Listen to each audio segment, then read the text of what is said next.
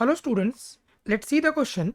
The question says the voltage of an AC source varies with time according to the equation V equal to 100 sin pi t cos 100 pi t, where t is in second and V is in volts.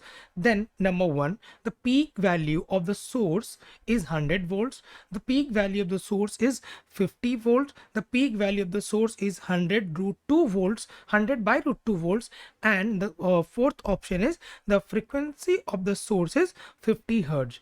सो हमें क्या बताना है, हमें इस source का peak value and frequency के बारे में बात करनी है। तो जैसे कि हम लोग देख पा रहे हैं v का वैल्यू कितना है, v is equal to 100 sine 100 pi t and cos 100 pi T.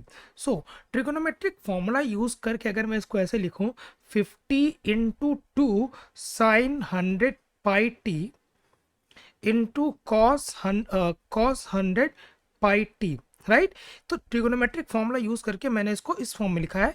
और ये देखना ध्यान से, ये है हमारा फॉर्मूला, ये हमारा formula 2 sign A sine cos A का फॉर्मूला, मतलब कि 2 साइन थीटा कॉस थीटा, ये हो जाता है हमारे पास साइन 2 थीटा, राइट। तो इसके अकॉर्डिंग मैं लिख सकता हूँ इसको 50 साइन 200 पाई टी, राइट। सो यहाँ पे पीक वैल्यू कितना आ गया, यहाँ पे पीक वैल्यू आ गया हमारे पास 50 एंड फ्रीक्वेंसी पे ध्यान देना, फ्रीक्वेंसी हमारे पास कितना है, फ्रीक्वेंसी देखना ये है 2 पाई एफ टी का फॉर्म, राइट।